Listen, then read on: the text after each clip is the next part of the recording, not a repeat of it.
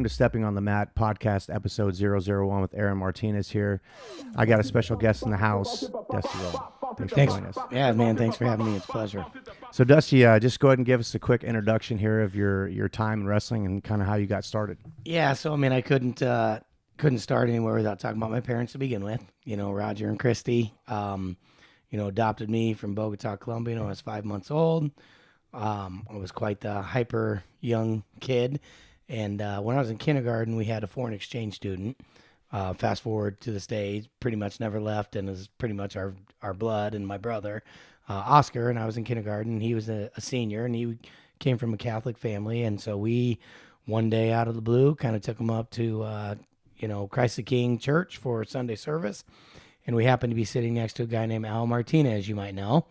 And, he was kind of probably watching me up and down in the pew and under the pew and behind the pew. And scouting. Scouting you. Yeah, exactly. I don't remember, obviously I was in kindergarten. I don't remember all the details. Love to hear my mom tell the story though. You know, I'm as this guy's watching, he's like, man, you got to get that kid into wrestling. And I was like, we don't know anything about wrestling. What's that about? And he's like, well, I'm a wrestling coach here at Christ the King. We go 3 nights a week, 6 to 7:30, $20 for the season. My mom's like, whoa, wait a minute. She's like, you'll take this kid off my hands for 3 nights a week for what daycare is better than that, right? For whatever, 6 hours a week for $20. Like, when do we sign him up? She's like, well, practice tomorrow night. So I think I started the next night. So that's awesome. Started my wrestling career, like I said, for your uncle Al Martinez at Christ the King. Was there for a couple years, then kind of moved over to the Lincoln program. With at that point in time I can't even put into words how impressive what Coach Lewis did in that program. So, this was before clubs. And Lincoln Junior Wrestling Club was the place to be. Just ask Nick Mitchell, right? Yeah. So kind of started doing that for Coach Lewis. Did that, pretty much through 8th grade. Obviously wrestled at Lincoln. Had a decent high school career. We went to state tournament a few times. Actually, here's what I'll talk about. Here's what I'll brag about. My sophomore year, I lost in what was the blood round at that point in time. If it had been today, you go for 7th and 8th place. Yeah. So I would have been a 2-time place winner, but whatever. Anyway, that's just kind of a funny. We'll get back on that one. Funny little caveat. So yeah, it was had a decent high school career. It wasn't great. Didn't. Unfortunately, what big regret I have is I don't want to say I regret being a 4-sport athlete. That's not the part I regret. The part I regret is not putting more time in off season for wrestling.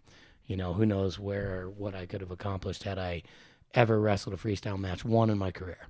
Freestyle tournament, I guess, with Coach Massey over at Lewis Central. But, like I said, I was busy. I was running track. I was playing baseball. I was playing football. I was wrestling, running a little bit of cross-country meets. Your dad was a baseball coach, right? My dad was a softball coach. Softball coach. At Lincoln, yeah. So he was never my coach. Coached me a little bit in youth sports growing up, but like flag football and stuff. I always remember seeing him around. Yeah, always. He's a... I'll brag on him a little bit too. He's an Iowa High School Hall of Fame softball coach. Here's my best stat about my dad. I know it's about my dad. Send it. He took 11 teams to the state tournament, and in those 11 years between Des Moines Lincoln and Bondurant Farrar, went 10-1 in first round games, which is a pretty amazing stat. Awesome. So, won 3 state titles, 2 at Lincoln, 1 at Bondurant, 5 state championship games, and a whole lot of regular season games in the process. So very proud of him, obviously. Things happen subconsciously, right? So planted that seed in my head, like, I want to be a coach. That's what I learned. It's funny, people make fun of us from high school. Excuse me. I became my dad, and my sister for a little while became my mom, because my mom worked at AIB for 42 years before they shut down. Now my sister works at a college in Wisconsin and started out in activities, and she's my mom and I'm my dad. So while people think that's kind of pathetic, I think it's pretty cool. Yeah, everybody thinks that like you're so different than your parents, but right. Like you're literally like just a step away, either forward or backwards. Yeah, I hope my parents sit back and are very proud of like the influence they had on us, because we don't tell them often, but like again, being adopted from Bogota, Colombia in the 1980s, like you imagine where I would have been if they didn't fly down there and bring me home and give me the most amazing life that anybody could ask for. So that's an awesome blessing, man. Yeah, so that was high school. So then moved on to wrestled at Central and Pella. Had a decent career there. Was fortunate enough. per different qualifying regulations back then to be a 2-time national qualifier, 2-time All-American. Obviously, back then the Iowa Conference was very, very tough. Both years I was an All-American. I was the 4th lowest All-American from 4 All-Americans at my weight out of the Iowa Conference. And so, finished finished 7th my junior year and 6th my senior year. Actually got hurt my senior year, kind of hurt my knee and didn't get to wrestle my last 2 matches. And, that's the way it ended, and that's okay. But still, it is what it is. And then after college, the fun stuff happens, the coaching, like the real meaningful stuff. Got a great opportunity with Coach Ron Peterson out of Simpson College. Really credit to Ricky Schweitzberger, who we used to run around and run into each other out and about in our younger year. And he's like, man, you got to come coach with us. So I did that for 1 year, and that was a great experience. Very blessed, and thankful for that opportunity. And then, keeping in contact with Coach McGivern from Lincoln, we always kind of, hey, why don't you come be an assistant here? And then I got, 1 or 2 years left, and I'll be done. And then, you can take over the program. So that was kind of the plan. And was there 1 year. And I remember the spring of that year, I had gotten a job at Southeast Polk. So it was actually the fall of the next year, right? Like, and I remember, this is embarrassing, but I remember Jason Christensen, like, hey, you want to coach? Like, hey, wrestling guy, Central grad, fellow Central grads, like, I think I'm going to stay at Lincoln. You know what I mean? McGivern's got a couple more years. He's like, okay. Very respectful of that, which in hindsight, I respect, because I'd been mad. Like, some kid came in and, I offered him a job. He's teaching in our district. He's like, no, I'm going to coach at Lincoln. Like, not Jason Christensen. That happens in jiu-jitsu all the time. He's Jason Christensen, cool cat. So, what's funny is then that next spring, I sit down, I go over to McGivern's house, say, I got your contract, come on over. And he sit at the table just like this. He pushed my contract across the table for the, it was back in the old days when you popped signed out the contract. briefcase. He's like, right. Yeah, the old days when you signed a contract. He's like, here's your contract for next year. He's like, but I got to be 100% honest and transparent with you. He's like, I thought I was nearing my end, but I got a few years left in me. And so, as a mentor to you and a father-ish figure, I would advise you to better your career to go out to Southeast Polk and coach with Jason Christensen and kind of learn that, get a different, feel. And, that was probably the best professional decision that I've ever made as far as wrestling goes. And so the rest is history there. Back in the day, it was just 3 of us. It was, it was more than that, but Jason Christensen, Jeff Evans, who was in my wedding, and myself. And then we had a couple other guys, a strength coach, Steve Duff, and then dad, elementary principal, coach, volunteer, Steve Bass.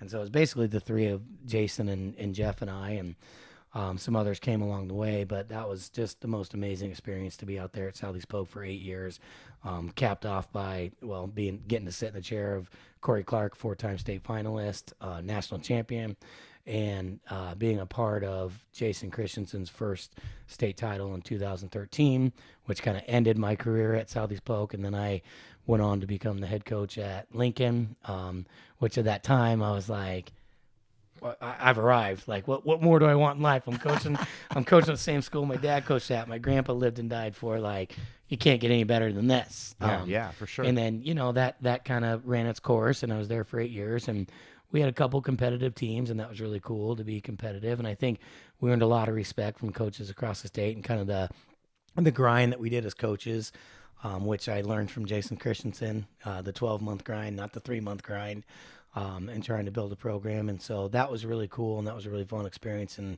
relationships that came from that with people like the Cahos and the Daltons, and, one of my best friends to this day, the Griffith family, Brad Griffith. I'd forever be grateful for those relationships. But time came that, I got married in that time frame and had a couple younger daughters, not younger, but a couple daughters. And, as you get older, obviously, priorities change. And you're like, obviously pointing at the old guy across. right. Yeah, exactly. But priorities change, and of course. And I got to a point where, very supportive wife, but it was like, I couldn't let go. I took it just too personally. Like, I felt like everything that was happening in our program was a direct reflection of me. And while it is at the same time, like, it's not, right. You know what I mean? And I just needed to step away. My wife, told me, like, hey, I love having you home and everything is great. But the problem is when you're home, you're not really here. You're mentally somewhere else. And that was tough. That was tough to hear my wife say. So, and I kind of knew that too, right? Like I was starting to come to that realization. And so, 2 years ago, 2021, I believe it was, no, it must have been 2020 after COVID. It was just time to be done. And that was a tough time for me, and a lot of tears and a lot of almost feel like a failure. You go through a very mentally tough time in that resignation. I'm glad I was able to, the new coach, Jake Waters, was able, allowed me to continue with the program and be an assistant that last year, 2021, 2022. And then, then I got to a point where I started to feel inner peace, which kind of sounds weird, but I was very happy. I was happily married.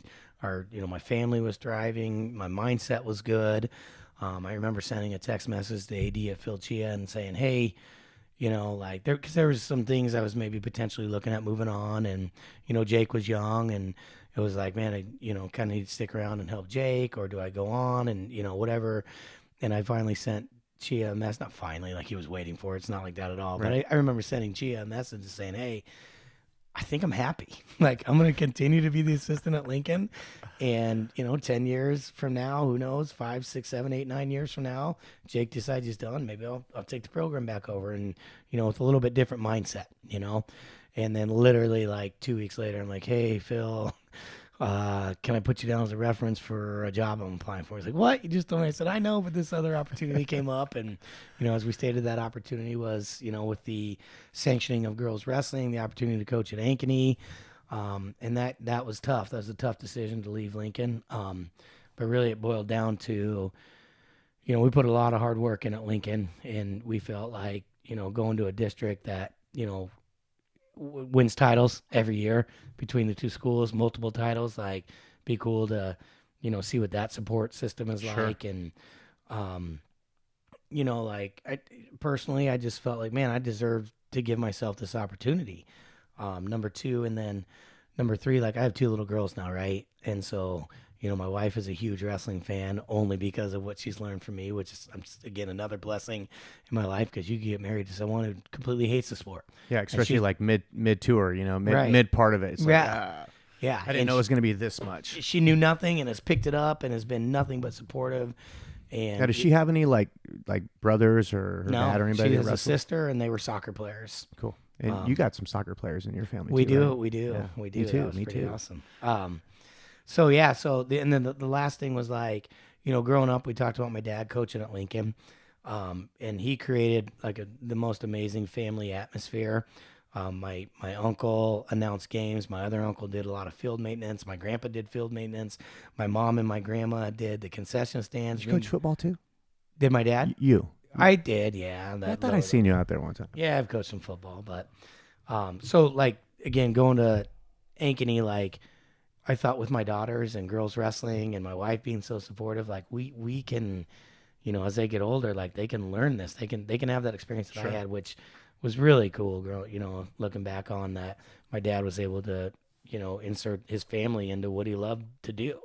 And so that's kind of my hopes and, moving forward with the girls thing. So that's kind of where we're at to this day. We finished one season, and now it's time to get ready for spring and summer. And this wasn't this the first. This was the first year for sanctioned. This was the first year for sanctioned. Now it's been gaining popularity over the last few years with the IWOCA, ICO. I always get it mixed up. Iowa Coaches and Officials Wrestling Association. They've hosted a state tournament, and it's been growing every year. And they had it last year, and this year it went in obviously the hands of the Iowa Girls Athletic Association or Union, excuse me.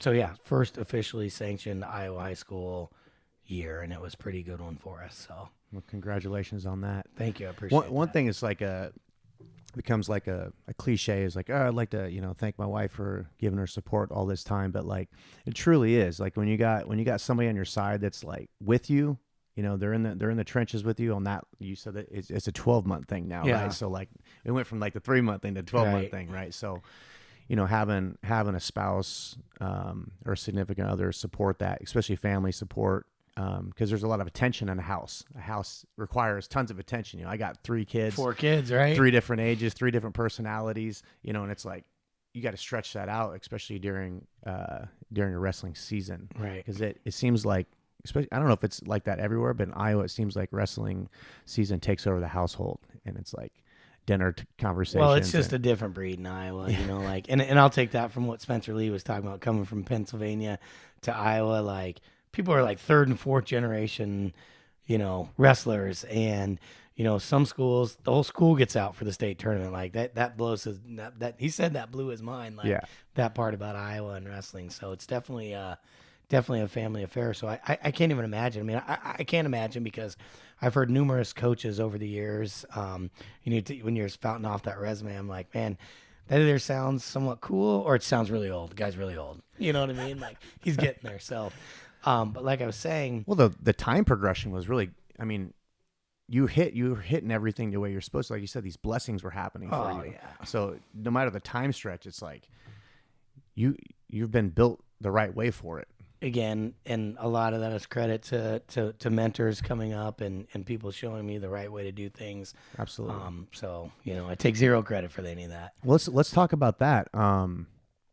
Let's just talk about the circle of mentors here. We've mentioned a couple already. Like, my uncle was a part of your life, and it kind of expanded you out and into this direction. But you mentioned a couple other names, but just maybe share with us some of those mentors that have been in your life. Yeah, I mean, obviously, I mean, the thing, I mean, you can't even name them all. I mean, talk about, you know, at Des Moines Christian, I had Clint Luscombe, who was my track and baseball coach. So pretty much for 6 straight months, you know, he was my coach. And, you know, I learned a lot of things, a lot from him. You know, he was a fun guy to hang around. We had a lot of fun on some bus trips. So, you know, I couldn't go mention him, not that he's in any particular order. One thing that was cool, we talk about mentors. When I remember my first ever like off-season practice at Lincoln. Rick Lewis, who we mentioned, ran that juggernaut of a youth wrestling program before He ran it the Marine way. Yeah, right. He ran it like a Marine. 100%. So him and Al Martinez were at my first ever practice. And I have a picture on my Facebook, like, put my arms around these two guys. Like, I haven't seen it. Here I am. It's on my Facebook. Here I am, the head coach. I'm going to plug it in. We'll splice it in. The head coach at Lincoln. And, you know, I took a picture. I'm like, my first ever posted that. People were like, oh, you're assistant coaches? I'm like, no, like, my first ever wrestling coaches, you know. So couldn't go anywhere without them. You know, obviously Mike McGivern, enough said. I mean, there's an award for the guy at the University of Iowa. The lessons that he hammered out to me were, you know, comparable to none other. No one ever.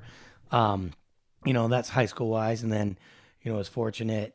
My college coach wrestling, and we're talking wrestling, but there's many other sports. Like, I obviously mentioned Clint Luscombe to begin with, but you know, youth football coaches, high school, Larry Sturbeck, you know, Rick Hendricks, high school football coaches. That, I mean, you learn something from everybody, right? I mean, growth mindset, you have to learn something from everybody you come across and every experience you have. But, you know, when I got to college, I had a guy by the name of Matt Deal, who everybody seems to know. He's just like the happiest, luckiest guy in the world. And, you know, he was more than a coach to me. He was my father on campus. He was a counselor, a therapist, you know, a support system, a wrestling coach. I mean, he was an amazing man. And, you know, I still talk to him to this day, still call him, tell him I love him. You know, my dad talks to him, my parents talk to him. I mean, you talk about like caring more about somebody than just a wrestler. Mm-hmm. You know, I've been out 20 years and he'll still call me and say, hey, congratulations on this, you know, super proud of you. So that was a big one. And then, you know, you get into the coaching standpoint. You know, I've mentioned my biggest, you know, influence in professional coaching, and that's Jason Christensen. I could sit here and talk for 5 hours about, you know, what I've learned from him or tried to learn from him. Well, what do you think is the biggest, some of the biggest, like, because you're a coach now, what's some of the biggest things he's taught you about that kind of mindset and coaching? Well, I would say, I mean, just teaching me like what it means to be in the trenches, like the grind that a high school coach is. If you want to be successful, if you don't want to be successful, if you just want to, you know, take whatever talents there, great, go to the first day practice and finish, and that's your prerogative. But you know, what I learned from Jason is perseverance. There are a lot of rough, years where we were. It's a great word, perseverance. Yeah, there was a lot of years there in our beginning at Southeast Polk where we missed a medal. We missed a trophy by 6 points, and a team that got it just got a transfer, and he scored 18 points. And when is the tide going to turn? Is it ever going to turn? These are words from Jason. Like, is it ever going to turn? Are we ever going to be able to get in the top 3 and maybe win a state title? And it was just like, I remember like yesterday coming back from the state tournament, sitting in the back halls at Southeast Polk. I mean, we're in tears, and just like didn't go our way. We, what are we doing wrong? These other schools are, they can't be doing what we're doing. You know what I mean? Right, like, right. And it's never going to work. Well, 2013 proved them differently. So what was the big turnaround for that, do you think? Well, what do you attribute that to? I mean, obviously Corey Clark back then, he was the poster child for wrestling, especially at Southeast Polk. And like kids, and it was a homegrown kid, right? Like a lot of transfers. You got Iowa City West, a lot of transfers. Waverly, a lot of transfers. Bettendorf, a lot of transfers back then. Those are the 3 teams that were, continually placing ahead of us. How do you feel about that? How do you feel about the transferring thing? I know it's a different world now. Like, it's a different world, right? I mean, you're talking 15 years ago, right? 10, 12, 13 years ago. It was tough back then, it was like, it was heartbreaking then. Now it's like, it's just it's part of it. Like, it's not even really, it's almost like the season ends and it's like, it's almost like, I mean, I hate to use this analogy, but the transfer portal, right? Like, who's going where? What's the deal? I mean, it's even so bad anymore that like we kind of, a couple years, when I had Mickey Griffith, we were at a banquet together one night. Our phones both started blowing up, and word was he was transferring somewhere, right? And so we reached out and we made the old sneak attack. Yeah, we made a little poster that says "Staying Home," and it was a little graphic of Mickey, and just want to announce that people I'd like to moving on, or I'm transferring to school. Like, no, Mickey's staying home. I mean, that's the type of family they are, though. They're loyal. But yeah, you said perseverance, and so I guess that word would be laying with loyalty. Mm-hmm. What are some other keywords that you use with like your team to like help them kind of see your vision? Really just like the big picture is, I kind of came up with this at Lincoln. I've seen it other places since then. I don't want to say that I came up with it because I'm sure I didn't. Sure, yeah. Nothing's original. We had shirts a long time ago that said like, nobody cares, work harder, right? And it's like, at the end of the day, you're living in your own world, right? Like you Sure. can only control what you can control. And so you can't control an official. You can't control somebody else coming to your way. You can't control this. Like, I have to take care of what I can take care of and be the best that I can be. And regardless of the outcome, I'm going to walk away with my head held high and say, there's nothing more I could do. You know what I mean? And if that's the result, that's the result. And the one thing we talk about, and I've learned from my dad, he talked about mentors, didn't even bring him up, live in the moment, right? It's about the journey. Like, yeah, I wanted to win a state title in high school, but you know what? Like, what I look back at? Spending, X amount of time at 7 to 9 o'clock at night in the boiler room at Lincoln with Bill Edwards, sweating. Just you talking about in the little ticket booth?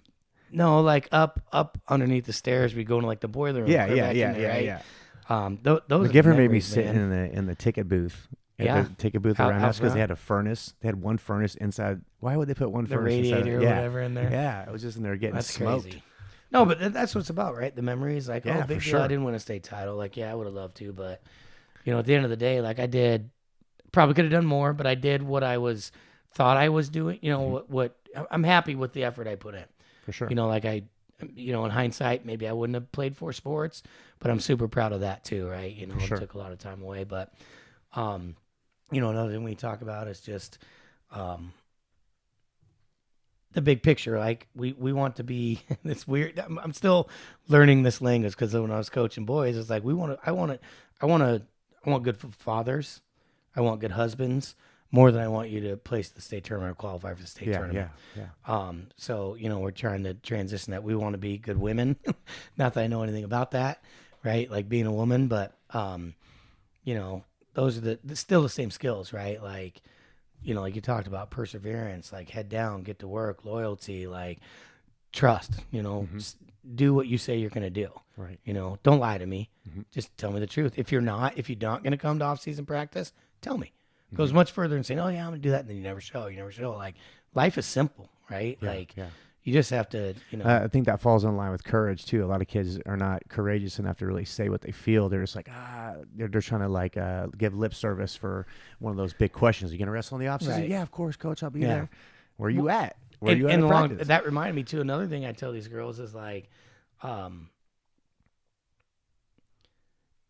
sorry, I lost my train of thought there, but you said courage, and we're trying to get them to learn how to advocate for themselves. Right, stand up as young women. Yeah, that goes a long ways, even into like to the workforce, right? Kids like in general. You have to advocate for yourself. If you're going to get a promotion, you're going to try to move up. You got to advocate for yourself. Yeah, nobody's your best advocator except for you. Right. Sometimes people in life, they just sit around and hope that something happens. Right. Like if you want something, you need something, you want to change your weight, you want to wrestle off, like speak up for yourself, advocate for yourself. Like. We have a couple girls. I was talking to one of our girls on our team the other night, like, and this isn't necessarily advocating, but it's just the growth of being a young woman, right? That's confident in yourself. Like, she was telling me, she was preseason practice. My dad wanted me to go, and I was crying, and we were fighting about it, and I didn't want to go, and I was so scared. Now I haven't missed one. Right. You know what I mean? Just how much I've grown from. I was so scared to go in that wrestling. I wasn't going to, like just nervous. Now I'm like, okay, I can do this. Personal courage, right now, there. A little personal courage. Just learning, like. More self-esteem and confidence. That's one thing. I know we're going to get off topic here for a second, but that's one thing I appreciate about you. I mean, I was in the military, so I missed a lot of your stuff. But when I came back, you invited me to come out and talk to your team when you was at Lincoln. And that's I wasn't the only person that came to do that. And I really that really stuck out in my mind about like how you're connecting with the young people, whether it's the girls or the boys, you're bringing people in to share stories. About these things that fall into the attributes that make good leaders, good citizens, good people, good athletes. Right. So, I mean, that's the goal, right? Like, and again, I don't want to say too much, but, obviously we talked about our careers and our relationships. And, like I look at you as someone who really turned out a pretty good life. Right. I appreciate it. And, so to me, I'm like, hey, things were a little rough at this point in time in life. And I kind of wanted you to talk to kind of share that, but you can still make it, right? With whatever you got going on and be successful. Yeah, and I didn't really I was one of the kids, started young like you, got really good, and then life happens, right? Right. But a lot of it came with maturity too, and some of those other things that happen in the home, and we're going to talk about that other thing later.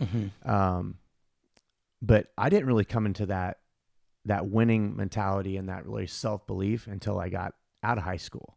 And I was in the Army and I was wrestling there, and then I got into jiu-jitsu and I found the talent matched with the maturity level. Yeah, I mean, it's crazy what when life punches you in the face, like, oh, this is what Roland was talking about. Yeah. You wait a long time for those moments to come around. So, So, Rick Lewis, we were talking about Rick, brother Lou. And I remember a lot of times from when we were just kids, just connecting with him, even though he had that Marine mentality. It has always stuck with me. So maybe you can share something about Rick that stands out in your mind. Well, I mean, the biggest thing that stands out in my mind for him is, kind of like big, tough military, but biggest heart in the world. Yeah. Right. But you'd put you on his lap and, give you some support, which doesn't always go hand in hand. The thing, I looked up to that guy, he was God to me, back then, and spoke a lot about his personal belief in Jesus and where that's brought him in his life. And obviously you take lessons for that long too. He was like that from day one to this day, right? Yeah. You're talking 40 years. It was more interesting hearing his story about his deal on faith and how I interviewed him when I was doing my film project and got to really hear his inside stories about some of his trauma in Vietnam, and I can see how that played out, who he was, how he is today. But one thing that sticks out in my mind from when I was a kid. So I was in the Southeast Polk program. I lived out in Altoona. Southeast Polk didn't have a youth program at that time. They just passed out some flyers and was like, "Hey, come to the kids camp." Right. And there was me and one other kid there. So that's what introduced me to wrestling. And there was at the end of the camp, there was some flyers. I think there was a Martinsdale tournament on there, the Lincoln tournament, right? This is how I got into Lincoln, right? So things were a little different back then. So my mom dropped me off at the tournament, right? She literally dropped me. A few hours. I had a like an old singlet that was a hand-me-down. I had some old shoes that was a hand-me-down from my brother at the Christ the King when he was wrestling there. And I walk into the roundhouse and just lost. And I didn't know what was going on, what I'm supposed to do. I'm in my singlet walking around, no warm-ups or nothing. I'm just the kid, And here comes Brother Lou, big old guy. What a memory. He grabs me on my shoulder, and I just remember looking up how big he was, and I was just kind of afraid, a little bit. Shaved head. And he was like, "How you doing, young man?" And I was like, "Good." And he was like, "Who are you here with?" And I'm like, "I'm here by myself." And he was like, "Well, let me show you the brackets. Do you know what the brackets are?" And I'm like, "Nope." So he walked me over, and he took me to the wall. The brackets were on the wall. Back then, I don't know if they still do that there, but he's like, he goes, "Oh, ooh," he goes, "You're against one of my guys today." He goes, "But don't worry, I'm going to coach you." So the bracket was me, Todd Buckland, Nick Mitchell, and Scott Rourke. Okay, that was my first tournament. Holy moly! First match, first tournament, and even though Rick was coaching Nick Mitchell, he coached me that day. That's cool. So, and then I showed up. He gave me another flyer when I left. He said, "Come to this tournament." So I started just coming to these tournaments, and there he was. I just waited to walk in. I'd wait to go see him, and that's a great story. It's crazy, right? I think some of my best Rick Lewis stories are like, you remember at the end of the year, like if you, I don't know, did whatever he thought you needed to do. Right. There was that one practice where it was like, Martinez, Roland, Mitchell, Buckland, whoever else, meet me over here. And then you know what I'm talking about? Yeah. You got to go to Sigourney overnight and stay in the basement of his dad's house. That was so cool to me. That was the coolest thing. We all went together. I think that was the first time he shared like a war story with me. Yeah, as a little kid, I was like, at one point in time, I remember, this is embarrassing, but I'm going to tell it anyway. I remember we stayed in like a church or something, maybe like his dad's church. I do remember that. And I had a bedwetting problem. I was probably second or third grade. And I just remember I woke up that morning, I wet my pants, but my mom, being the most amazing mom ever, she put fresh underwear and fresh shorts in my pillowcase. This in the ladies baggie. Only think of that. Yeah. You know what I'm saying? Changed my stuff up. No one ever knew any better. Dads are like, get your singlet, make sure your shoes, get your headgear. Mom's like, hey, I'm going to pack you an extra pair of these drawers. Yeah, because it might happen. And it did. And she was right. And saved my life probably. I remember another time, going there. Of course, the older kids, what's the word? I don't want to use the wrong word, but initiate, if you will. Right. The youngers, I remember woke up one day like, toothpaste all in my hair, and I think I might have had it. Yeah, it might have been you, Fred Rivas, Nick Mitchell, like all you guys. Man, see, I knew this podcast was going to bring out some old stuff. That's man. some good stuff. Those are great memories. I wouldn't have traded them for anything. Yeah, that's interesting. Like how kids start in one program too. Nick started out at Lincoln, and then I remember a couple other good kids started over at the Dowling because my uncle moved over to the Dowling program from Christ the King, and we had a bunch of little savages over there that ended up going to Johnston, I think. Yeah, I think, honestly, I mean, Nick could probably speak on this a little more. I mean, Rick Lewis ran Nick out of there because Rick was so diehard Lincoln that he said, if your plan isn't coming to Lincoln, and that's kind of when the whole Lincoln thing changed, and then some other clubs started, building up. Rick was like, if you're not coming to Lincoln, get out of my club. Yeah, basically. I was going to go to Dowling. Yeah. That's where I was going. That's where I was headed. You weren't at Dowling at all? No. Okay. I was there. I wrestled in the kids program until 8th grade, and that's where I was going to go. And then Rick came to my house. Yeah. And McGivern came with them. So nice. I ended up going to Lincoln. So yeah. Anything else you want to share about any mentors or? Yeah, I mean, I'm sure I left somebody out. I talked a little bit with my dad, Jason Christensen, all my youth coaches. Again, talked about my high school baseball and track coach, who I spent a lot of time with, 4 straight years for 6 months out of the year. He's also my math teacher.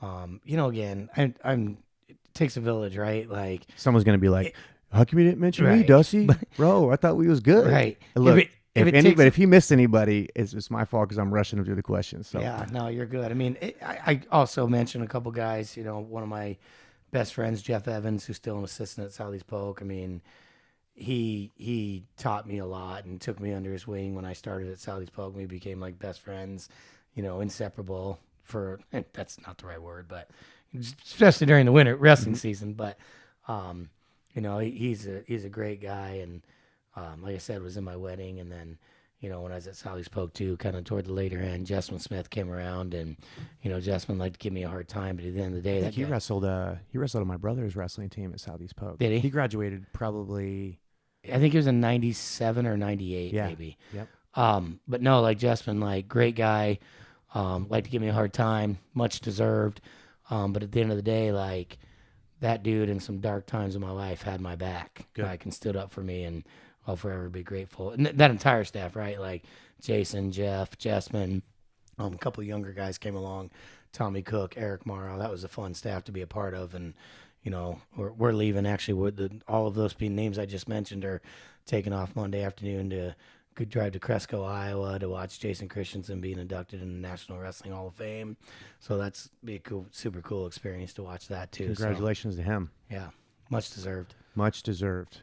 So you mentioned your uncle did some like commentary work at the games, so that's kind of something that's been passed along to you too. Yeah, man. I don't Just know jumping about in that. this, man. You got the best voice for it. You're exciting to listen to. Tell me kind of how, because you've done it for Iowa State. You've done it at the high school wrestling state tournament. Tell me how you kind of got into that and like how Flo got a hold of you. So again, another example of like the blessings and opportunities that the sport of wrestling have given me. So I don't know. Let's see, probably about 10, 12 years ago, I couldn't even tell you the year, I started dating someone and kind of was spending a lot of time at their house in Altoona, and I had a house in Pleasant Hill, and Jeff Evans, who we previously talked about, it's like, hey, Andy Hamilton is leaving Hawkeye beat reporter, Lincoln, Hawkeye wrestling and football. He was kind of a beat reporter for them, and he got a job with the Des Moines Register and to cover wrestling. And he's like, Andy might be looking for a place to live, and he's like, I know your house is there. You got the whole live-in basement in the bottom that you probably haven't been in a year. Right. Nobody comes down to the basement. Right. And so, so that panned out. Andy Hamilton became my roommate. Essentially, if he was sitting here, he would say, "You were my landlord." I'm like, "Oh, we were whatever, tomato tomato." I was a great landlord, by the way. Yeah, tomato. But so that was a relationship with a nationally renowned wrestling reporter, right? Who left the Des Moines Register after X amount of years to go work for track wrestling, and then when track wrestling and flow wrestling merged, he now he's for flow wrestling, but. Just randomly a couple years ago out of the blue, he texts me and says, hey, I know you got out of head coaching. Would you have any interest of commentating the semifinals and the finals for the Iowa High School State Wrestling Tournament? I'm like, first I'm like, I'm the wrong guy. Butterfly starts setting. Yeah, like, no way. Like, no.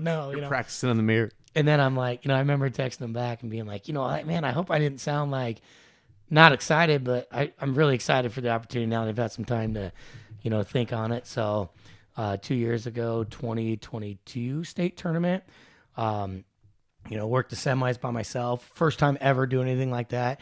And you think it's hard or nerve-wracking, try doing it by yourself.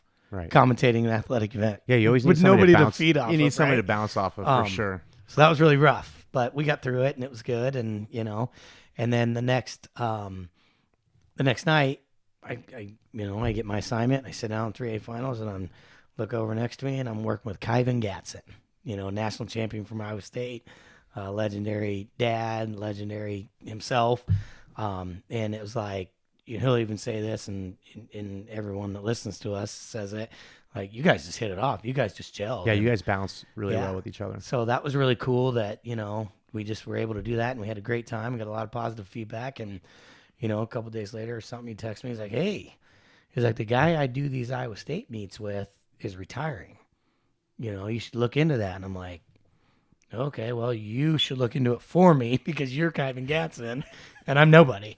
And And so, like, I didn't hear anything from him. I'm like, he's probably just being nice, big time me, like, whatever, blah, blah, blah.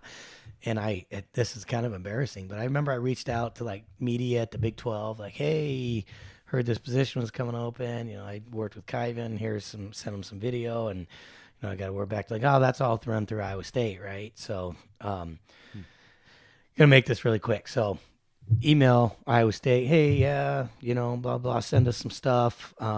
We'll get back to you. And this is like maybe March. Like, we'll get back to you by May. Well, May, I checked back in, everything. Yeah, we're still, blah blah blah. And I'm like, okay, well, May. I remember last day of school, end of May, I reach out like, hey, any work progress? He's like, oh, we're trying to decide what to do, blah blah blah. Nothing.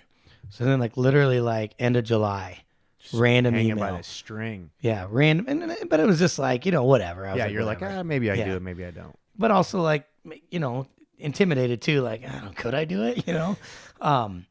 So randomly at the end of July, I get an email. It says, hey, here's what we want to do. We want to split it between you and another guy. What nights can you work? So I go through all. I don't care. I'll do whatever. Like, I'll do whatever he doesn't want to do. I'm just, grateful for the opportunity. And turns out I did 3, he did 2. I think, I don't have all the caveat, but I don't know if that's the right word. It's probably not the right word, but I think I was on a trial run, right? This year. So, I don't know. We'll see. I reached out afterwards. I said, thanks to everybody. I'd love to continue doing this, and they're like, okay, yeah, well, we're same story. We're going to sit down and meet with the coaches and figure out what we want to do moving forward. And I'm like this, everyone's like, oh, you should, you were great. They better keep it. I'm like, listen, whether I do or not, like, I'm super grateful for the opportunity. Like, I got to sit down and commentate David Carr, man, with Kyvan Gatson, Oklahoma State, John Smith, Kevin Dresser, Brent Metcalf, Derek St. John, like, it was the coolest thing in the world. Like, whether I get to do it ever again or not, I got to do it. Yeah, man. And that was a super great experience that I'm humbled and blessed and thankful for, and, proud of at the same time. Like, my kids will be able to listen to that someday, So yeah, I was filming Matt's side at the finals. Man, it was exciting because I couldn't hear you. Yeah. I could only film, but I got lots of shots. Well, the finals pointing in your direction, so the audio lines up, and then coming back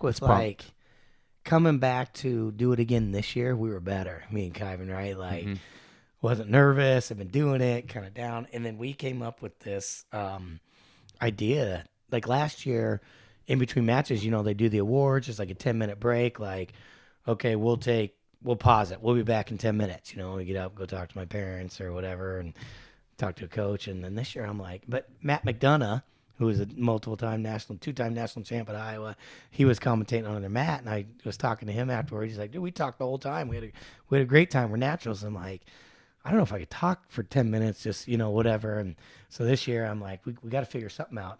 We came up with the idea that let's pull some people on this interview. And we got to sit down with, like, talk about just blessings. Like, here I am. I'm not even a media guy. And I'm sitting down interviewing Tristan Wirfs, all-pro, lineman for the Tampa Bay Buccaneers, who was at the meet. Talking to Corey Connell, Iowa City High, Dylan Carew, big game. Everybody who's anybody. Andy Fecht of Ames. Talked to Carlisle coach who won 3A Coach of the Year. Just like a really cool other opportunity to offer the people that were watching. Now, how do you guys select that? Do you guys just kind of go out and just kind of Dude, we had a little. I was writing them on my hand. Sweet. Like this happened. I'm gonna get you a notepad. Like we said Christmas. I said, let's do. Hey, you want to try to get some people? And Kevin's like, yeah, we want to get. So, like, we're literally 5 minutes before the first match. We're okay. You want to do after this match or that match? And I got it written on my hand. And then, it was just frantic, but we have some ideas to make that better next year. That's good, man. Do you guys have a camera on you guys? We don't, but after about 3 interviews, we had the guy that was running the camera at the table turn it to us so we could see it. Yeah, that's a great addition. So there's some of them, like Kyvan went through them all and like screen recorded them and then posted them again. So there's a couple of them on my Facebook and stuff that you can go in there and look at. But I thought that was just something that really brought the broadcast to the next level. For sure. Having those people in there.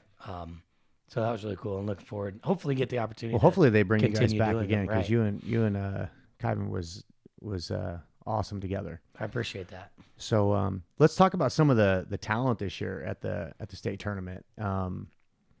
Yeah, the finals. Let's talk about some of those guys there, because we've seen some amazing thing happen. You can't talk about the finals unless you talk about the semifinals that I was able to commentate. Right. Like, I don't know what you contributed to. Well, we talked about this, and we've talked about this on the broadcast before too. Like during the finals, the clubs, the boom, the explosion of the clubs have done amazing things for Iowa high school wrestling. We got to a point where we started dropping, right, and I think we're now trending back up again. Credit to the clubs, credit to, high school coaches that may be, looking for more training, trying to improve their craft. Again, I use this expression in my life anymore, lifelong learner, right? I got to continually be better, got to learn from peers, got to learn from, the successful ones and keep getting better. But I think there's a combination of that. There's a combination of like, what's the word? Gosh darn it, this is embarrassing. Individualization, that's not the word, but specialization. There's a lot of just wrestlers, right? And when you have a kid wrestling 12 months out of the year in 2023, state champion, probably going to be a little better than the kid wrestling 3 months out of the year in 1998. You know what I mean? So the level of just, I think, scholastic sports in general, whether it be football, softball, there's just a lot of individualization, right? So that's going to improve people's the quality of the sport. And sure, then the other forces everybody else to get better too. I mean, you're right. And the other thing too is really cool to see about this year's state tournament, the youth, and that are going to continue to come up. Like the quality of the youth wrestlers that have, again, because I think it goes to that individualization happening at a younger age now than it did. And that's just a treat to the fans of those sports. I don't know, Tristan Worf, we said, what's your advice to high school athletes? Play as many sports as you can. So there's still that argument out there. Like, again, as Kel Sanderson put it, wrestling's just a game. Track is just a game. Like, play those games, enjoy yourself. Like, we talked about the grind, Spencer Lee talked about, and we might get into here a little bit, like the grind of college wrestling, right? It's tough. Yeah. And so, when you're younger, obviously you're not playing 4 sports in college or, 2 sports or, so don't get me wrong, some do, Ben Keeter, right? But per capita wise at the NCAA tournament, we do a great job with All-Americans and, so it's just, again, Iowa's a wrestling sport. Well, right now, if you get on social media, it's a women's basketball sport, but, before and in the future, it'll be a wrestling sport, right? A wrestling state, right? And we're just very blessed wrestling fans in our state to see the quality of wrestlers we have. I mean, give any take any, random state finals match, you could potentially have multiple nationally ranked wrestlers multiple times throughout the match. I mean, highlighted by 182 pounds this year between Tate Actaborn and Gabe Arnold. That's 4 against 6 in the country. Very special opportunity for fans and, coaches and just everybody in Iowa. So, well, you mentioned Ben Keeter. What was that like watching that go down? Give everybody an introduction who he is. Ben Keeter, 4-time undefeated Iowa high school state champion, all-state football player, all-state baseball player, all-state track runner, going to play football at Iowa, wrestle at Iowa. Mom is actually a Lincoln High School graduate. She's a Burgett. And watching him, what's funny? Gosh, Bobby Burgett, shout out to him. I haven't heard that name forever. He's been telling me Ben's a senior now, so since Ben was like 4th, 5th grade, he's like, my cousin's really good. You know how many times I hear that? So I'm like, yeah, oh, I'm sure he's great. And then all of a sudden, I remember this. He broke his hand coming into his freshman year. So he started late. I remember getting on the bus at the Ankeny tournament, and we saw Tate Actaborn wrestle. Mm-hmm. And I remember my sister's like, no one's going to beat that kid. I'm like, I don't know, this Ben Keeter might. He's like, who's Ben Keeter? I'm like, just started wrestling. He's supposedly pretty good. And then they had the most epic, I wouldn't say the most epic, but, Ben Keeter was losing the state finals with like 7 seconds to go his freshman year to Tate Actaborn and got a takedown either to win 3-2 or 4-2. So then that was the closest match he ever had. He won won out from there. And so you ask, what was it like watching him? I mean, it's a generational talent. No one will ever accomplish. I mean, someone will go undefeated and win 4 state titles again, but in the dominating fashion while winning a junior world title and U20 world title, I think it was, and then on the football field and what he did as a freshman, sophomore in track and baseball, like that goes to like what you were it just won't saying. happen again. It goes Yeah. what we were just talking about, like doing multiple sports, Right? just to get like it's all right there. But I This mean, kid- even with them, this I kid mean, nailed it. he had to give them up like midway through high Yeah. school. Right? I think he gave up track and baseball and focused on the two. And wish him nothing but the best in Iowa City. Cheering for him, great kid. Actually, kind of I know him through Iowa USA Wrestling. Obviously, know the mom. And I had somebody text me like, "Man, you shook hands with Ben Keeter. He's walking off the mat. Like, that's super cool." Like, he reached out to him. Like, yeah, Ben's a great kid. Like, it's been nothing but respectful. Like, I've never coached him. I've never sat in his corner. He doesn't owe me or know me from Joe Schmo, other than he just sees me around. But every time I see him, regardless of what he's got going on or who's paying attention to him, he always takes a moment to say, "Hey, coach, how you doing?" Like, not a lot of kids are like that. Yeah, You know, he's a special one. he's generational talent for sure. So I want to talk about another guy. You got to commentate a couple of his matches, Tyler Harper, Yeah. who we're doing a documentary about. Tell me about the semifinal match. Oh man, And I you had the mean, best seat in the house for that. I did, and I wasn't even into my introduction. I was. If you watch the video, like I'm saying, it's all these folks trying to have a great night, trying to score. Oh my gosh! Like just that bottom. I think I called it a near side cradle. Yeah. In the heat of the moment, but it was actually like a bottom leg, cross ankle pick, bottom What's leg that cradle. called? The dresser Like a dresser dump? dump, yeah, kind of a cross dresser dump. So what you'd call He it. hit I that thing all year too. guess. Pablo Abasa, I'll give him the credit. He calls it a chump dump. Chump dump. Which no disrespect to Carter Pearson, because that's the last thing that young man. He's a freaking stud, Yeah. and is going to have a great career and is going to do some amazing things. But that's the greatest thing about sport, right? Like, I remember my dad used to say when we were playing teams in softball that were better than us, the ball doesn't know who's better. True that. While the refs may know, or the wrestling's a little bit different monster, but like anybody can win at any point in time. If they couldn't, we wouldn't do it. Right. You know what I mean? So just ask Dan Gable, Larry Owings, or Matt Ramos and Spencer Lee. Like Oof. anybody can win at any point in time. You just have to believe. And I think I don't know Tyler that well. Obviously, I know him a little bit. He's wrestled obviously in the spring and summer, but the kid has done anything a coach could ask. He's bought into the system down there at Norwalk. He's put in a ton of time. Obviously, I believe he's a Moen kid. Yep. Now was Pablo. He was at Obasa, Pablo's before. and now is a Moen kid. So shout out to those two coaches. Obviously, two of the best in the state. Yeah. Like kudos to that kid. I mean, he's the story. He's the one that you talk about. Like anybody can win. Put your time in. Little guy, scrawny guy. Like, he's never going to amount to anything in sports. No, he can freaking wrestle. Yeah, I'm trying You to know do a what I mean? documentary with him. He is a quiet kid. Yeah, He is just quiet. but just quiet about his way, right? And puts in a ton of time and effort. And unfortunately didn't go on to win in the finals. But like I said, I mean, it's about the journey and the memories, and that young man's putting together a pretty good story. Exactly. As are you. You nailed it on that. Like he didn't get the W in the finals, but he put on a great tournament and a great season. So let's talk about upset of the tournament. Yeah, For yeah, sure. for sure. 100%. Especially when I think I watched him get pinned by Pearson like 4 times. I think during Pearson the had year. pinned him in 5 previous matches. Yeah. And I watched all of them. Yeah.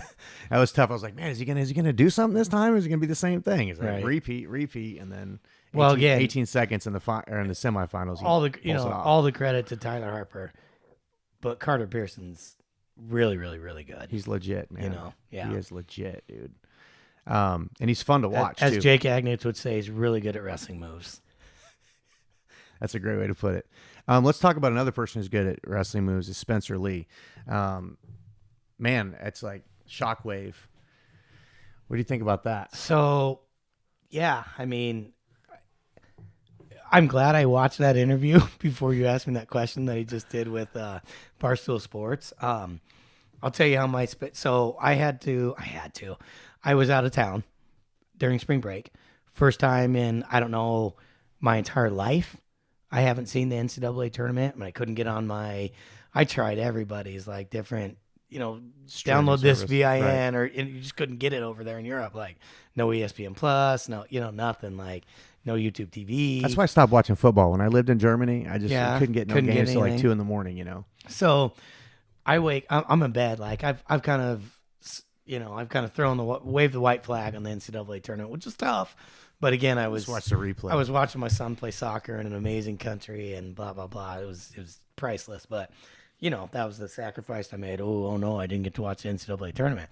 But about 3:00, it's about midnight, and we're on the go all week, right? So I'm exhausted, and it's midnight, and I've already seceded to watch the NCAA tournament. I will. So I get a call 12:30, and it's my wife, and she's like, I know something's wrong because she ain't calling me, Right. And that's not, what time is it her time? It's like, well, Should be like 8 hours. yeah, I think it's 6 hours. So it was 7:00 or 6:00. Final start at 6. It's first match, right? So it's like 6:30 and it's 12:30 there, and I'm just out as can be, and I don't remember exactly the words because it was almost like an out of body experience. She's like, "Guess what happened?" I'm like, "No." So I pick up my phone and social media and Twitter, and I'm like, I'm devastated. Like, that's embarrassing to say, but like, I couldn't get back to sleep. I'm like, no way. Like, I know what that means. A lot of people know what that means. A lot of people don't know what that means, but it was tough to deal with for a guy that has no dog in the fight. Like, no care in the world. Yeah. I love Spencer Lee, respect Spencer Lee, but my life's going to go on. You know what I mean? But what that meant to me at that moment in time, devastating. Like, Yeah, I for just was, I was sick to my stomach. And then, all the BS comes out and then, like, honestly, what do I think about it? Like, yeah, I was devastated. I mean, I wanted that kid to win more than anything.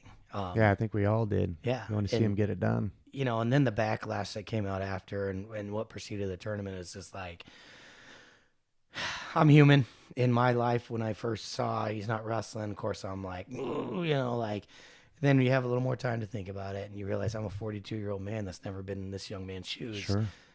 And I don't want to judge people anymore in my life. I've done enough of that in my life. Like, 100%. who am I to say anything about this kid who's poured more than I ever have to probably anything in my life into the sport of wrestling for him? And I've never accomplished a quarter of what he's accomplished, and I'm going to sit here and judge him not wrestling today?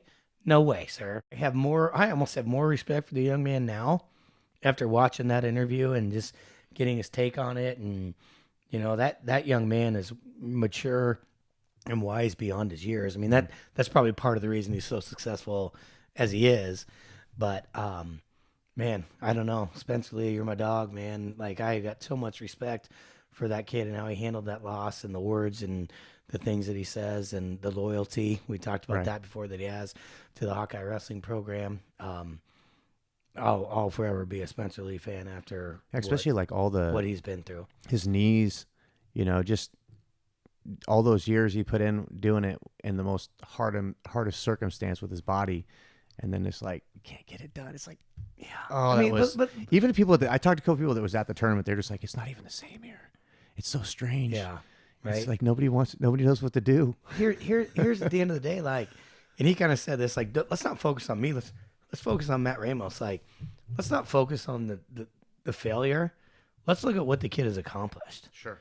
3 national titles, and knock on wood, hopefully more to come here in a few weeks at the Open. And then, a year from now at the Olympics, like, I'm buying my Spencer Lee t-shirt, right? Yeah.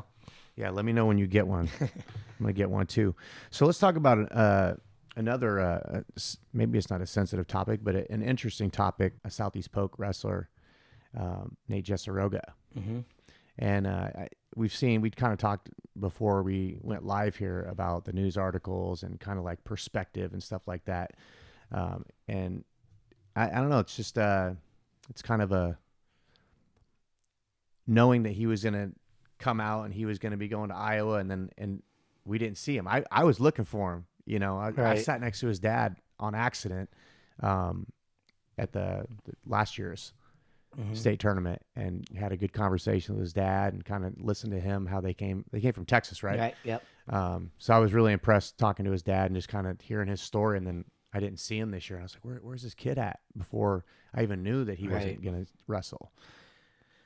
Yeah. That's a tough situation, and again, it's tough for me to speak on it because I'm not directly involved. I do have relationships with his coaches, TJ Seabolt, Jake Agnich. I think the thing to remember is you're talking about an 18-year-old kid, and you talk about the grind of wrestling, and it's not an easy grind. And, that kid, look what they've sacrificed for wrestling. I mean, they move, they've been, they drive an hour and a half to practice 3-4 nights a week. They have done everything that you could possibly do to be successful. And he was successful. He's 2-time state champion, so for him to have the maturity, I know he kind of maybe potentially went through an injury, a concussion that kind of, set him back and maybe gave him even a different perspective on, what I'm doing to my body, what I'm doing to my mental health. And I respect the fact that at this age, he was able to just say, hey, this is what I want right now, and have the courage and to tell people that, and to step away from something that, probably was the number one driving force in his life for 18 years or old enough he could walk or, wrestle like 14 years, 15 years, whatever it is. A lot of haters, a lot of judgers, like, I don't live in that young man's head. Right. And so who am I to judge? I've never won a state title. I've never trained at Seabold. I've never, trained at the Southeast Polk Wrestling Program. Like, those are two very demanding, places to train. And, again, we talked about the sport isn't always kind, to you, and doesn't very, very little does it pay back what you put in, and, for him to be able to look in the mirror and say, is this what I want for my life? And decide no, like, that's pretty admirable at the end of the day, right? Like, anybody that can do that in any situation, that's very admirable. That's a very admirable thing to do. But again, we live in a world of judgment. Sure. And so everybody came out of the woodworks. Well, what are they doing to him in Southeast Polk? What are they doing in Seabolt? Like, nothing. They're coaching him. They're doing exactly what they wanted, what he wanted them to do, what their purpose is, and those guys know what they're doing. And I didn't like that. People, there were things being said about those things, and I'm like, no, that's not okay. This is an individual choice. And who is anybody to judge, other than a parent? Maybe a parent. You know what I mean? Who is anybody in anybody's life to judge something, as we've talked about? The one thing I will say, and I love Cody Goodwin. Cody, genius idea. I mean, he's innovative, right? Like, to go out and get this story. Like, who would have thought about getting this story? Cody Goodwin. Being able to sit down with Nate and talk to him about it. Like, when I read the story, my gut reaction was like, oh, I hope there's not other kids on the fence here who are questioning, the difficulty of this sport and the commitment and, what it's doing to them, which may have a negative impact for some. And I hope they don't step away then in light of this. I hope this doesn't open a can of worms, right? Right. And that's still out there. But at the end of the day, I think that the story here, again, like Spencer Lee, let's not focus on the negative. Let's focus on the positive. Like, what an inspirational story. Maybe not the story we all want to hear. Maybe not the story you want to hear. His journey's just maybe begun. not He's the only story 18. I want to hear. Maybe not the story wrestling fans want to hear. But it's his story. Right. And it's what he felt like he wanted to do. And I admire the 18-year-old kid that had the courage to stand up and say, I don't want this anymore. Yeah, because he's probably smart enough to understand what it was going to do. That there was going to be, like, it wasn't just be like, hey, I'm not going to do this anymore, and everybody's going to just walk away from it. People are going to want to talk, ask questions. So yeah, that's very courageous of him, and I'm glad that at the end, I'm sorry. At the end of the day, the last thing I want to say in that comment, like, my heart hurts for Jake Agnich. My heart hurts for TJ Seabolt. Like, I'm sure as a coach, if they're like anything like me, it's a constant self-criticism, right? What was my part to play in that? Right. What did I do? How could I have changed this? How could this be different? And at the end of the day, you couldn't. And I hope those guys lay down at night and know that this has nothing to do with them, and this is life. Things like this happen, and right. Those guys have great programs, and Obviously they're established coaches, and all respect to them, but I just felt for them, as a human, it couldn't have been an easy thing for those guys to go through. And I've been through tough things in life, and it's always nice to have someone put your hand on your back and say, man, you're all right. Yeah. And I'm glad that they did the article the way they did it. And even though it like kind of felt strange at first, it gives his perspective inside of the story, and it doesn't go to that direction. It's all about what I want and what makes me happy. And that's Cody Gooden, right? He's a nationally renowned, journalist. So props to him. And again, like I said, I mean, my initial thought was, I hope this doesn't, well, we don't lose others because of this at that level, have been training at that level. But at the end of the day, I think the big picture is, what a courageous thing that young man was able to do, to advocate, as I talk about what I want our girls to do, like advocate for yourself, and that was a perfect example, and a feel good story. Maybe not the story all the wrestling fans wanted to hear, but a story about life. Yeah. And so best of luck to Nate. And he's going to go into the Navy now. Right. I think I think he'll head as soon as he graduates to, again, I don't know. I don't. Well, if he goes to the Navy and he becomes a Navy SEAL, I think he'll be like, that'll be right up his alley. Yeah. And he'll be successful at that, just like he is in wrestling. Yeah. Someone that has that much commitment, they can protect me any day of the week. So let's talk a little bit about, Nate's done all these other, has all these other accolades outside of just the normal high school wrestling room. And this is an area where you work in now, is with the freestyle off-season wrestling and Fargo and all this other stuff. So maybe you can shed some light on how important it is for young people to get, from the regular season into freestyle Greco time. For me as a coach and my athletes, very important. For kids, only as important as you want it to be, right? So like if you have goals, it's a must. If you're just out for wrestling, you just want to be a part and you don't take it, then, it's probably not the grind for you. But if you have goals to wrestle in college and be the best you can be, and you love the sport and it's not on the way of other things, it is the only, I shouldn't say the only way to get better, but it is a very important piece of the puzzle in becoming the ultimate wrestler you can be. There's an old poster, maybe 2007, 2008, of the NCAA champs from that year and what their Fargo accolades are, obviously promoting off-season wrestling. And, you look at the state champions and how much time they put in Fargo and the freestyle circuit. I mean, at the end of the day, it's crazy. The whole folk style, freestyle entity in the United States is crazy because we're like one of the only countries that has folk style wrestling. So most kids across the world are training freestyle from minute, day one. That's all they know. Yep. And so, here in the United States, it's like, as a coach, parents are kind of scared of freestyle because there's throwing and 4-point moves and a grand amplitude and they don't understand all the rules. Yeah, the oohs and the ahs and, again, that's what I learned from Jason Christensen, right? Who's now the state chairman for Iowa USA Wrestling. He's the reason I'm involved. I believe I care very much about Iowa USA Wrestling. I care about off-season wrestling. I know that if you want to be the best you can be, you got to wrestle in the spring and summer, bottom line. But again, that's kind of where I tried to separate myself, as I talked earlier from leaving Lincoln. Like, I got too caught up in, you guys have to wrestle, you have to wrestle, you have to wrestle. Like, if you want to be better, you have to wrestle. If you're content with where you're at, or content with a girl that maybe beat you that you beat a couple times this year, and the next year she wrestles all spring and summer and she beats you, if you're okay with that, fine. Mm-hmm. I saw something today that said, I don't know, it was probably on Facebook or something, like, don't have tears in your eyes and make it look like you care so much next March or February. Yeah. If you're not wrestling right now. That's great. If you're wrestling right now, then show it.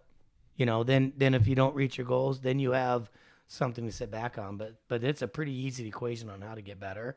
And if you're not plugging in all the pieces of that equation, then you don't have the right to cry when you don't qualify for the state tournament, or to cry when you lose a state title. I mean, generally the guys at that level, in the mix for state title are doing these things. But I know, I've had kids before that walked off the mat after getting third place at districts and not qualifying. And I wrongfully at the time in my younger year would say, well, maybe you'll wrestle this off season. Come on, man. But the point still remains, like, you don't get a chance to, you don't get the right to be upset and cry about it if you didn't put the time in. Right. And that's what spring summer wrestling is all about. I'm 100% behind that one right there. I love that. So maybe we talked a little bit about in the beginning, you're a family man and wrestling is a huge part of your life. How do you find balance as like a coach? I mean, because you're not just like high school wrestling coach, but you're doing all these other things along with it too. How do you find balance with all that? Her name is Megan, and we've been together. Big shout out to Megan. We've been together for 5 years. She not only saved me mentally in wrestling and helped me understand my priorities, which, like I said, when I stepped away, I kind of got my priorities in check. And when I came back, they're still kind of in check. Like, I'm learning a lot with our girls right now. Like, it's not personal, right? Like, and especially with girls, they got a lot more than boys have going on. What do you mean by that? Multi-sports, like, in my opinion, I could be wrong. I don't look at studies and whatever, but a lot of our girls just involved in everything. Whereas a lot of the boys they're just wrestlers or wrestlers and football players, right? And I think that's something I'm very conscious about now, like making sure that I'm not taking it personal. Like, for example, I had a conversation with a girl today, like, haven't seen her, and they were asking about clubs and stuff during the season. And then I sent out a message to our girls today, hey, let me know if you're wrestling at Simpson tomorrow. I need to get you singlets if so. And she instantly replies back, I'm not wrestling. And I gotta be careful with that. Kind of like chuckles, like, I didn't think you were. You haven't been to practice. But it's like, I didn't take that personal, right? Like, I in the past, I would have said that. But I didn't say that. I just said, hey, how's everything going? I'm running track. I'm playing softball. What are you running in track? Like, it's about the relationship, right? Like, it does me no good to harass her about not being in there. That's her choice, right? You know? So I guess the mindset, right? And how juggling the family, like, I'm just more intent or conscious of when I'm with my family. I'm there, we're going to go outside or we're going to wrestle or blow bubbles or whatever it may be. Another thing I've done too is I missed a lot of my kids' events growing younger. Like, I'm not going to do that anymore. Yeah. Like, I'm sorry. I love you girls. I'm going to create these opportunities. You're talking to a guy that deployed on multiple deployments for a year at a time. I know all about missing that time. I love you, and I'm going to create these opportunities for you. I may not be at all of them because my son's playing soccer. Right. Or my son has a track meet. Like, I am not going to – I got 3 years left, 4 years left. I'm not going to miss that stuff for wrestling. Right. So you can look at that either way you want, but that's the choice I'm making at this point in time. There was even some days during our season where I dipped out practice early to go watch my son wrestle a junior high meet, and it's like an internal struggle. But it's like at the end of the day, if someone has a problem with that, then I just won't do it. You know what I mean? Like, I think I'm putting in I feel like I'm putting in enough extra and creating enough opportunities and creating enough environment that if one day I want to dip out to watch my own kid wrestle or compete or do something, then I've earned that right. And I don't say that to sound big shot. That's just where my mindset is. You asked, how do I balance those things now? So that's what it is. And again, like I said, 100% credit to my wife, my parents who help out with my kids. Shout out to my Carter, my 14-year-old mom, Mandy, and her husband, Tyler. They pick up when it's our time because I'm at wrestling or whatever it may be. Like, we have the best relationship that any co-parents could have. That's another blessing, man. That's a huge blessing. These two, Mandy and Ty, like, and me and my wife, like, the way we co-parent, we should. Not every family's like that. No, right? I know. And it weirds people out. Yeah. Like, they're like, how can you? I don't think that's weird. I think it's great. How can you be in a hotel room drinking beers, painting your face with your baby's, your baby's stepdad? I'm like, because he's a blessing. Yeah. He's something I prayed for that will come into our life, like, that I have complete trust for my son. And he's a great dude. And that's awesome. I love the guy, and I love Carter's mom. And so I just have a support system, right? We talked about taking a village. Yeah, because imagine if you didn't have that. My parents, dude, I couldn't even do what I do without my parents. My in-laws pick up the slack for me, my wife, we've mentioned Mandy Tyler, like there's about 10 people in my life that allow me to do, They're on the bus with you. to be selfish in a sense, to do wrestling. You know, the game, as Cale Sanderson says, is just a game. It's an important game, but it's just a game. Like, without those core people, like, I'm not doing it, and I'm probably miserable, you know? That's awesome. That's so good. So we talked about kind of like, you know, wrestling's different in 2023 than it was in 1986. Sports are. Yeah. So what do you see? I mean, I've seen a lot of wrestling change and evolution happen because I pay attention to it a lot. I'm constantly going back and forth with jiu-jitsu to try to improve how the relationship is between jiu-jitsu and wrestling, mat awareness and technique. But where do you think wrestling is going to be at in 5 years from now? Well, I mean, women's wrestling is right. I mean, that's only going to change. help, right? I Yeah. mean, it's brought in so many more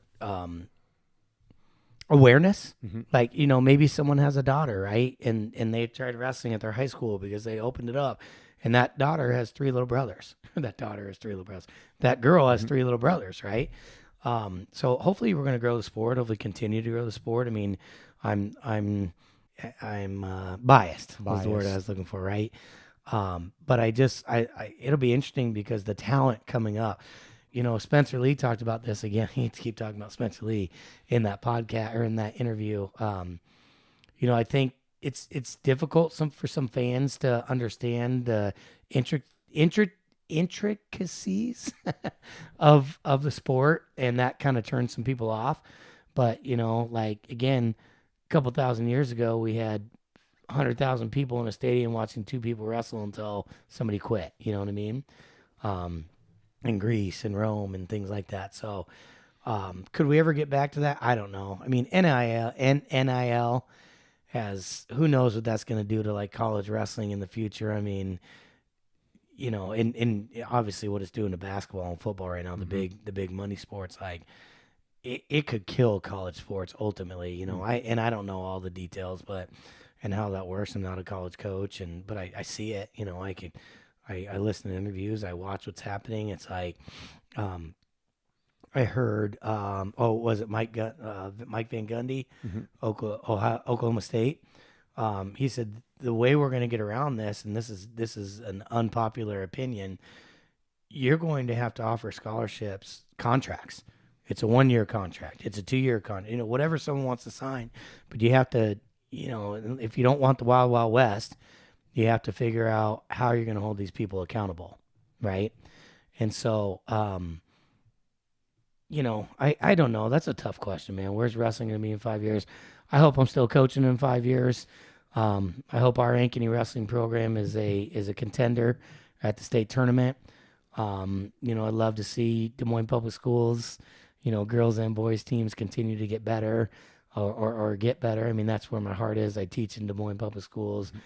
Nationally, you know, love that ESPN is trying to get in and do all these, you know, broadcasts, and I think they got a lot to learn on how to do that, like with the mat selection and everything at the NCAA tournament, which again I didn't see, but I read and I watch, and you know, they just sometimes they don't know what they're doing, right? And that's kind of what we talked about. It's just foreign to a lot of people. So hopefully awareness, understanding improves, and you know, the sport just continues to grow. I mean, I don't know where football's at with the concussions, but you know, I wish nothing ill will against football, but I'd love to see, you know, the power shift from football to wrestling, coming, you know. Wouldn't that be something? Combat sports is like starting to get filled in with a lot of wrestling. So like, or combat sports, like mixed martial arts. Yeah. So it's raising the awareness on wrestling. I think wrestling got woke. I know for a while, I mean, I know you guys switched up to like a no-gi style with like board shorts and rash guard tops, right, and to get to raise some more attention to it. But like, I think it just did it on its own. That didn't take off like we thought it would. No, right? but I think it just took off on its own. I think kids just got better. The talent got better. There's a lot more access to like technical moves, even though they're not getting on, and the club teams contribute to that. And I think cross training contributes to it too. So the kids are the one thing I think is very important for wrestling is we need funds. We need people that want to get behind. We need companies. We need millionaires. We need people Well, let that me want know to when get you need behind something. and fund it, right? Because we're losing people to MMA, which I don't blame them. I mean, why would too? If I was tough, I'm not tough, but if I was, I would have done that. You know what I mean? Yeah. So It's pretty fun. There's always time. right. You can always come train. Yeah. But I appreciate you coming in today. It was a pleasure having you on and getting to hear your more about your story and our connections and hearing about your family and the future that you got going for you with the Ankeny team out there. So best of luck to you, Dusty Roland again. Hey, thank you, man. I appreciate the time. Bounce it,